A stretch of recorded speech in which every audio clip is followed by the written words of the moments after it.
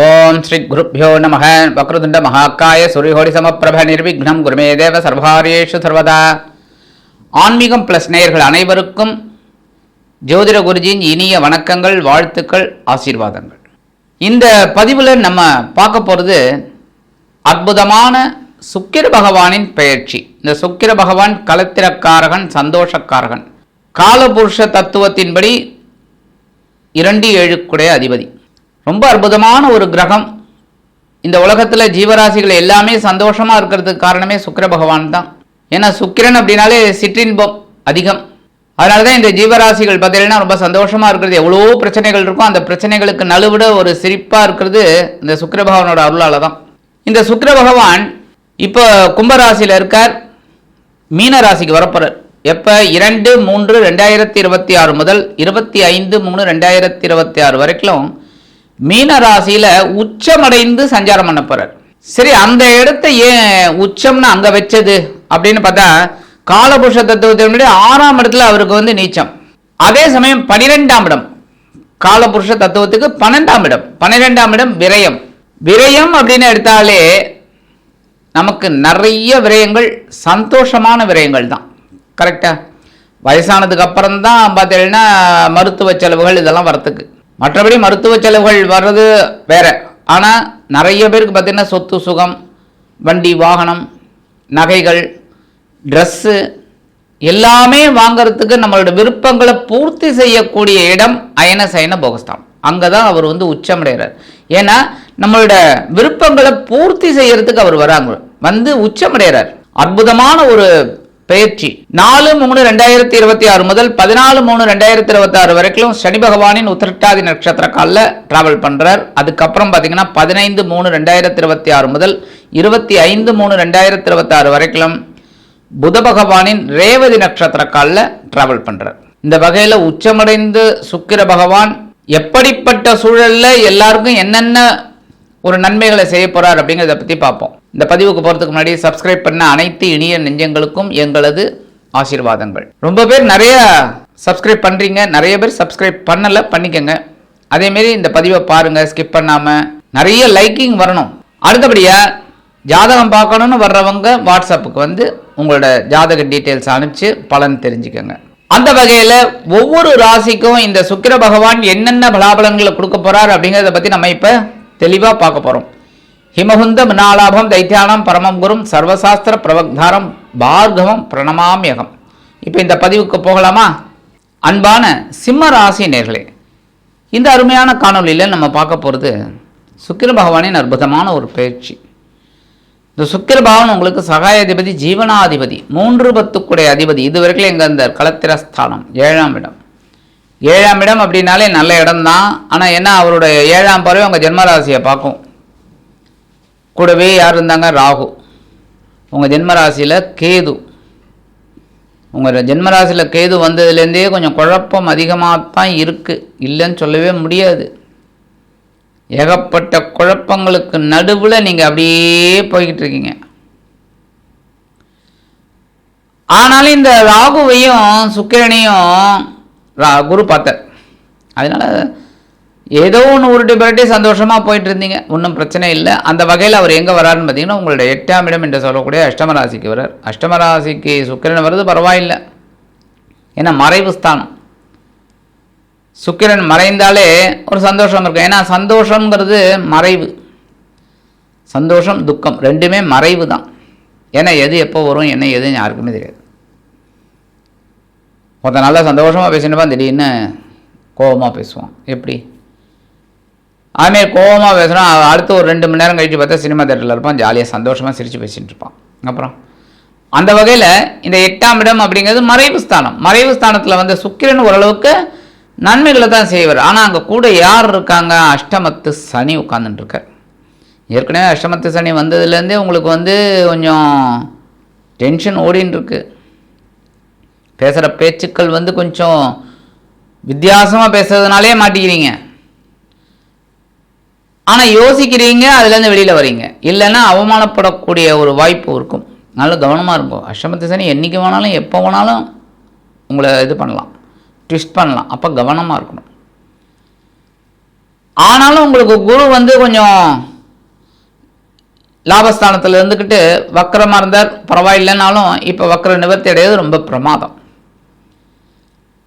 அப்போ உங்களுக்கு சுக்கிரன் உச்சமடைகிறது ஒரு நல்ல பாயிண்ட் தான். அப்படின்னாலும் எல்லா விஷயத்துலையும் கவனமாக இருக்கணும். ஏன்னா சந்தோஷம் அதிகமாக போனாலும் துக்கம் அதிகமாக போனாலும் பிரச்சனை நமக்கு தான். அப்போ ஒவ்வொரு விஷயத்துலையும் கொஞ்சம் கவனமாக இருக்கிறது நல்லது. முக்கியமாக உடல் ஆரோக்கியத்தில் கவனமாக இருங்க. உணவு கட்டுப்பாடு எடுத்துக்கோங்க. கண்டதை சாப்பிட்டுட்டு மாட்டிக்கப்படாது. சாப்பிட்றோம் அப்படின்னு சொல்லிட்டு எதையாவது சாப்பிட்டு மாட்டிக்கக்கூடாது. ஆரோக்கியம் போயிடுமோ இல்லையோ. அடுத்தபடியாக நீங்கள் செய்ய வேண்டியதெல்லாம் என்ன அப்படின்னா உத்தியோகத்தில் கவனமாக இருங்க. அதுமாதிரி தொழில் வியாபாரத்துலேயும் கவனமாக இருங்க. அப்போ உங்களுக்கு லாபம் ரெட்டிப்பாகும். அதுமாதிரி உத்தியோகத்தில் நீங்கள் எதிர்பார்க்கிற சில உயர்வுகளும் உங்களுக்கு வரதுக்கு வாய்ப்பு இருக்குது. முக்கியமாக குடும்பத்தில் சுபகாரிய பேச்சுக்கள் நிறைவேறும். அதற்குண்டான சில செலவுகள் அதெல்லாம் ஏற்படும். அதுமாதிரி நிறைய பேருக்கு வீடு மனை வாகனம் இதெல்லாம் வாங்கக்கூடிய ஒரு யோகம் உண்டாகும். அப்போ வங்கி கடன் உதவி உங்களுக்கு கிடைக்கும். பேங்க் லோன் கிடைக்கும் போது அது என்னாச்சு, லோன் வந்து லோன் கடன் கரெக்டா. அப்போ அந்த இஎம்ஐ அதெல்லாம் கரெக்டாக கட்டுற மாதிரி நீங்கள் பிளான் பண்ணிக்கணும். வாங்குறது ரொம்ப ஈஸி. எப்போவுமே கடன் வாங்குறது ரொம்ப ரொம்ப ஈஸி. கொடுக்கறதுக்கு நிறைய பேர் இருக்காங்க. கொடுக்கறதுக்கு நிறைய பேர் இருக்காங்க. ஆனால் கட்டுறது நம்ம ஒருத்தர் தான். கரெக்டாக. என்ன நீங்களோ இல்லை உங்கள் வாழ்க்கை துணை வேற யார்? உங்களுக்காக பக்கத்து வீட்டுக்காரனா கட்டுவான் இஎம்ஐயை? அப்போ நீங்கள் தான். ஆனால் தொழில் அபிவிருத்திக்காக சில வேலைகளை செய்வீங்க. ஒரு இந்த மாதிரி பண்ணலாம் அந்த மாதிரி பண்ணலாம் அப்படிங்கிற மாதிரிலாம் ஒரு சிச்சுவேஷன் உங்களுக்கு கிடைக்கும். சகோதர வழியில் சில பிரச்சனைகள் எழலாம். சகோதர சகோதரிகள் வழியில் சில பிரச்சனைகள் எழலாம். அதெல்லாம் கொஞ்சம் கவனமாக இருங்க. முயற்சிகள் அது உங்களுக்கு நல்லபடியாக நிறைவேறணும் அப்படின்னா கவனமாக வேலை செஞ்சீங்கன்னா உங்கள் முயற்சிகள் நிறைவேறும். அந்த வகையில் உத்தியோகத்தில் இருக்கிறவளுக்கு சக நண்பர்கள்ட்ட எப்படி பழகணும் எப்படி பேசணும் அப்படிங்கலாம் தெரிஞ்சுக்கணும். இல்லைன்னா எதிர்ப்புகள் உருவாகக்கூடிய ஒரு சூழல் உண்டாகும். அடுத்தபடியாக களத்திரத்தோட அதாவது உங்களோட வாழ்க்கை துணையோட உடல் ஆரோக்கியத்தில் கவனமாக இருங்க. ஏதாவது மருத்துவ செலவுகள்னால் கரெக்டாக மெயின்டைன் பண்ணுங்கள். தனவரவு இப்போ வந்து ஓரளவுக்கு உங்களுக்கு இதில் சுக்கிரன் பேச்சில் கிடைக்கும். தனவரவு ஒன்றும் பெரிய மைனஸ் பாயிண்ட் கிடையாது. ஏன்னா இந்த சிம்மராசிக்காரர்கள் ஆளுமை நிறைந்தவர்கள், உழைக்கக்கூடிய அம்சம்.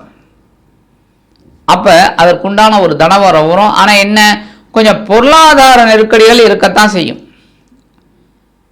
நேரத்துக்கு அந்த பணம் வராது. அதை கொஞ்சம் கட்டுறதுக்கு நேரத்துக்கு கரெக்டாக முடியாது. அதனால கொஞ்சம் டென்ஷன் வரும். அந்த டென்ஷனெல்லாம் கொஞ்சம் பொறுமையாக ஹேண்டில் பண்ணணும்.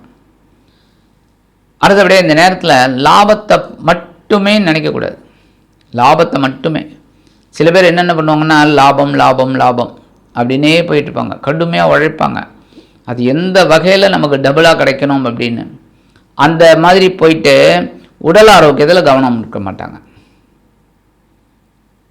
அதே குடும்பத்தில் கவனம் எடுத்துக்க மாட்டாங்க. வாழ்க்கை துணை விஷயத்தில் கவனம் எடுத்துக்க மாட்டாங்க.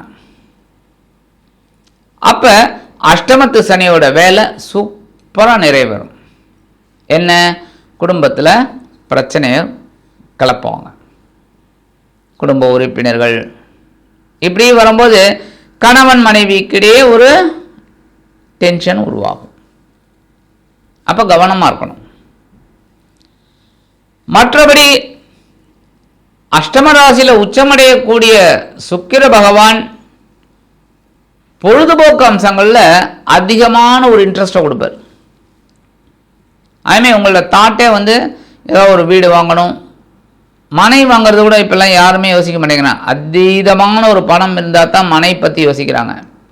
இப்போல்லாம் எல்லாம் கட்டின வீடு, அது அப்பார்ட்மெண்ட்டாக இருந்தாலும் சரி, அந்த என்னமோ சொல்லுவாங்களே 20 மாடி இருக்கும், 20வது மாடியில் கிடச்சா கூட பரவாயில்லைங்கிற மாதிரி தான். ஏன்னா இப்போல்லாம் யாருக்கும் மனை வாங்கி போட்டு கட்டி அந்த இது இல்லை, பொறுமை இல்லை. ஏன்னா யாருக்குமே நல்ல பில்டர் அமையணும்னு நினைப்பாங்க. இப்படி போயிட்டே இருக்கும். அப்போ அந்த வீடு மனை வாகனம் வாங்கக்கூடிய ஒரு யோகம் உண்டாகும். அப்படின்னாலும் கொஞ்சம் திட்டமிட்டு அந்த கடனெல்லாம் எப்படி அடைக்கலாங்கிறத யோசிச்சுக்கோங்க. மற்றபடி அற்புதமான ஒரு பலன் கண்டிப்பாக கிடைக்கும்.